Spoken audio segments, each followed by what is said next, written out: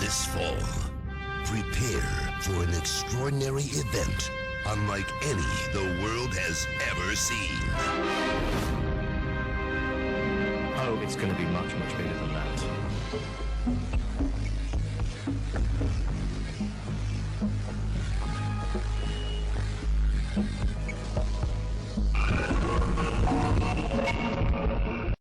The only people who don't want to disclose the truth are people with something to hide.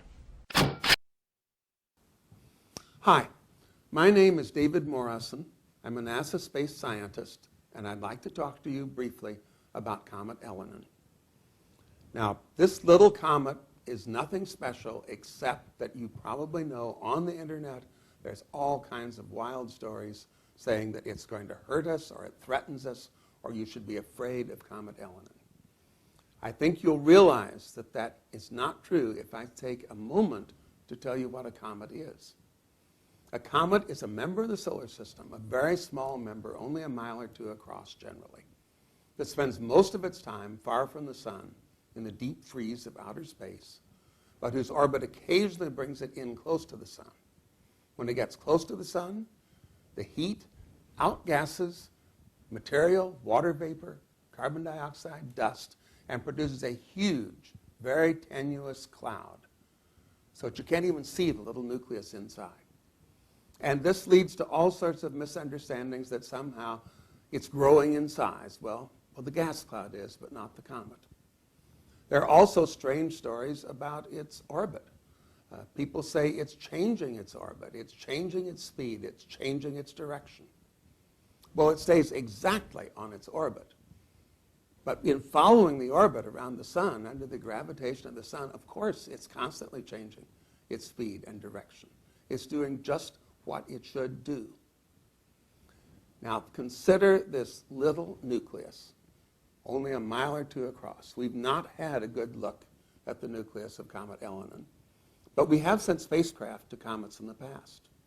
The biggest was Comet Halley, photographed here by the European Giotto spacecraft. That's about 10 miles across. One of the smallest is called Hartley, photographed by a NASA spacecraft a year ago. That's only a little over a mile across. These are interesting to astronomers, but they pose no danger to any of us. The most strange claim, and one that's gotten a lot of attention, is that somehow Comet Elenin was responsible for the big earthquake in Japan last March. There's no way a comet could cause an earthquake. In fact, there's no way any celestial object can trigger an earthquake. The Japan earthquake was slippage on a major fault, a boundary between plates that make up the Earth's crust that releases a lot of energy, and this happens repeatedly.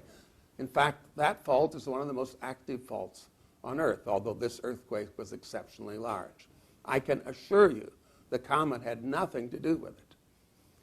Some people say, well, this isn't even a comet. It's something massive. A brown dwarf, perhaps, which would be a small star with 100 times the mass of Jupiter. Well, that's simply impossible.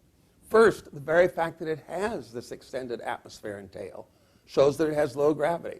If it were a massive high-gravity object, the gas couldn't escape, and we wouldn't see any of that.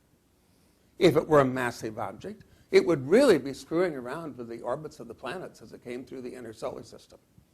But there's been no change in the orbit of Mars, no change in the orbit of the Earth, no influence at all. These are just manufactured fears. Comet Elenin is just the most recent in this phenomenon of people's fear of the cosmos. They're afraid of things that are happening. Of course, the big story is they're afraid of this fictional planet Nibiru that doesn't exist, that's supposed to do damage to us in December of 2012. There's a whole mythology here. And none of it is based on fact. It's all fantasy. It's all wild speculation. And it's a shame that people are afraid of it. Let me just conclude by mentioning the issue of credibility. Some websites say that you can't believe the government or NASA, that we are hiding objects like Nibiru or the brown dwarf with Elenin. And this is just really crazy to a scientist, because we know that the science comes from the academic community. There are very few scientists who work for the government. Most of the telescopes are operated by universities. Even NASA's Hubble telescope is operated by a university team. It's the other way around. The scientists provide the information to NASA, not the reverse. And if you can imagine trying to silence 100,000 astronomers who with their telescopes could be tracking Nibiru or Elenin or any of these fictitious objects, I can tell you, you couldn't keep 6 astronomers quiet with an order from the government, let alone 100,000. There's no conspiracy here. There's no danger from Comet Elenin. There's no danger in 2012. I'm sorry that people get upset by it, but believe me, while there are plenty of real problems in the Earth, they don't come from the sky. Thanks for listening.